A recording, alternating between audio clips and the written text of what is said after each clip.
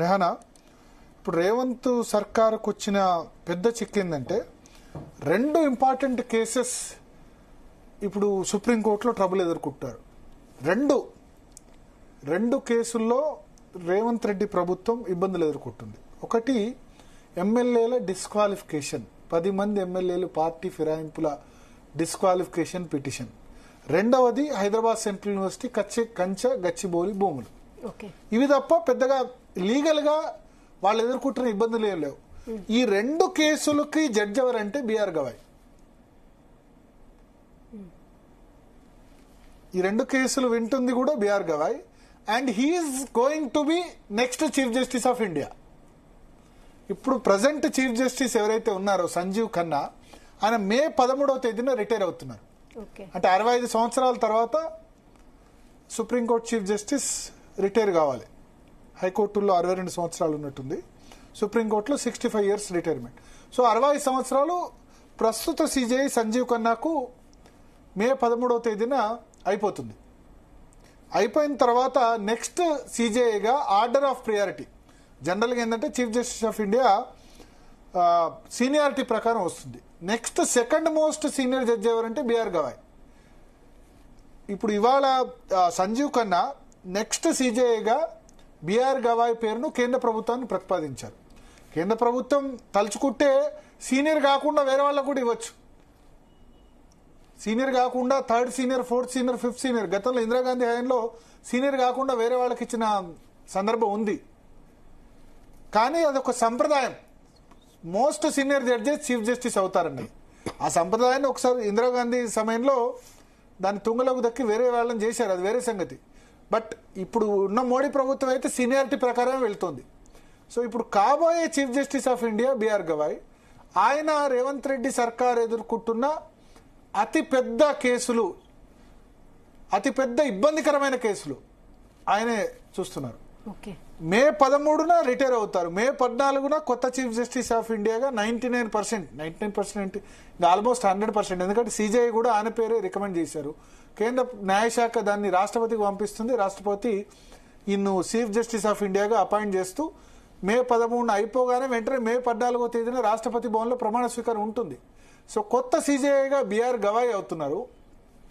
ఆ బిఆర్ గవాయ్ దగ్గర 2 కేసులు ఉన్నాయి. 10 మంది ఎమ్మెల్యేల పార్టీ ఫిరాయింపుల కేసు, దానిలో ఆ కేసులో ఆర్గ్యుమెంట్స్ అయిపోయినాయి, జడ్జిమెంట్ ఇవ్వాలి, జడ్జిమెంట్ ఎనీ టైం ఎక్స్పెక్టెడ్. రెండవది ఈ హెచ్సియుకు సంబంధించిన కేసు. సో ఇప్పుడు చీఫ్ జస్టిస్ ఆఫ్ ఇండియా దృష్టిలో రాష్ట్ర ప్రభుత్వం ఇమేజ్ ఏంటంటే వీళ్ళు లా పాటించట్లేదు, చట్టం పాటించట్లేదు అని ఒక ఇంప్రెషన్ పడింది.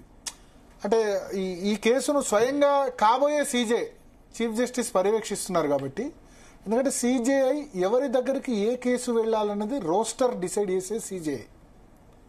ఇప్పుడు ఈ పర్యావరణ బెంచ్, ఎన్విరాన్మెంట్ బెంచ్ ఏదైతే ఉందో, టిఎన్ గోదావరి కేసు జడ్జిమెంట్, అది ఈయన దగ్గరకు వచ్చింది. సో నెక్స్ట్ కూడా ఈ కేసు ఆయనే హియర్ చేసే అవకాశం ఉంది. సో ఒక రాష్ట్ర ప్రభుత్వం మీద నెగటివ్ మైండ్ సెట్ సుప్రీంకోర్టుకు పడ్డదనుకోండి, ఫర్ ఎగ్జాంపుల్ బుల్డోజర్స్ విషయంలో బుల్డోజర్ యూజ్ చేస్తున్నారని యోగి ఆదిత్యనాథ్ గవర్నమెంట్ మీద వచ్చినప్పుడు బుల్డోజర్ మీద సుప్రీంకోర్టు జడ్జిమెంట్ ఇచ్చింది. సో అట్లా ఆ ఇంప్రెషన్ ఇప్పుడు హైదరాబాద్ సెంట్రల్ యూనివర్సిటీ విషయంలో పడ్డది. నేను పూర్తిగా దీన్ని రేవంత్ రెడ్డి తప్పు అని నేను అన్నాను.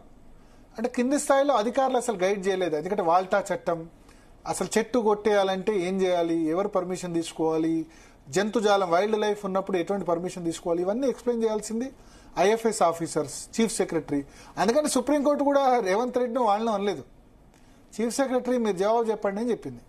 అధికారులకు చట్టాల గురించి అవగాహన ఉండాలి. రాజకీయ నాయకుల కంటే ఎక్కువ రాజకీయ నాయకులు ఎక్కువ రాజకీయాల్లో ఉంటారు. వాళ్ళేం అందరూ చదువుకున్న వాళ్ళు పూర్తి స్థాయిలో ఉండదు. బట్ అధికారులకి ఐఏఎస్, ఐపీఎస్, ఐఎఫ్ఎస్ ఆఫీసర్లకి అవగాహన ఉండాలి. వాట్ ఈస్ ద రిపర్కేషన్స్, దీని పర్యావసనాలు ఏ విధంగా ఉంటాయని ఉండాలి కదా. 3 రోజులు సెలవు ఉందని చెప్పి టక కొట్టేశారు. ఇప్పుడు చూస్తే అబ్బందులో కొద్ది కాలం ఆగి, అంటే కొద్దిమంది ఏమన్నారంటే ఆ టీజీఏఏసీకి ల్యాండ్స్ ఇచ్చారు కదా, వాళ్ళు యాక్షన్ వేసి కంపెనీలకి వాళ్ళు వేలం వేసి ఆ కంపెనీల్ని ఫారెస్ట్, ఎన్విరాన్మెంట్ యాక్ట్ ఇవన్నీ చూసుకుంటే అయిపోయి ఉండేది కదా. అట్లా కాకుండా వీళ్ళే టక 3 రోజులు సెలవులు వచ్చాయని చెప్పి మొత్తం పొదలున్నాయని చెప్పి కొట్టేస్తే ఇప్పుడు ఇంత పెద్ద ఇష్యూ అయిపోయింది.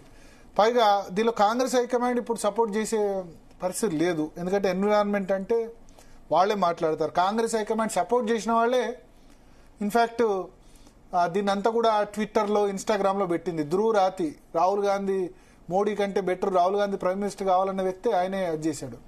సరే, రాష్ట్ర ప్రభుత్వం ఇప్పుడు ఆర్టిఫిషియల్ ఇంటెలిజెన్స్ ఇది అని చెప్తుంది. కానీ వాళ్ళు ఏమంటారు, ఇది ఆర్టిఫిషియల్ ఇంటెలిజెన్స్ కాదు, అది ప్రతీకాత్మక చిత్రం. అక్కడేం జరుగుతుందో చెప్పడానికి ఒక సింబాలిక్గా ఒక పిక్చర్ గీశాం.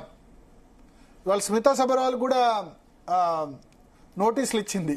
ఇన్ఫ్యాక్ట్ తను టూరిజం సెక్రటరీగా ఉన్నారు. పోలీస్ డిపార్ట్మెంట్ నోటీసులు ఇచ్చింది. ఇక్కడ చెప్పుకోవాలి స్మితా సబర్వాల్కి ఎందుకు నోటీసులు ఇచ్చారు, ఏం జరిగింది ఇదే కేసులోనే. అందరికీ నోటీసులు ఇస్తున్నారు. ట్విట్టర్లో ఇన్స్టాగ్రామ్లో పోస్ట్ చేసిన వాళ్ళకి మీరు ఇచ్చింది ఆర్టిఫిషియల్ ఇంటెలిజెన్స్ ఇమేజ్, మీ వల్ల తప్పుడు సమాచారం వెళ్ళింది, మీ మీద ఎందుకు యాక్షన్ తీసుకోకూడదు, మీరు విట్నెస్గా సాక్షిగా మీరు స్టేట్మెంట్ ఇవ్వండి అని అందరికీ నోటీసులు ఇస్తున్నారు చాలా మందికి. సో అదే సందర్భంలో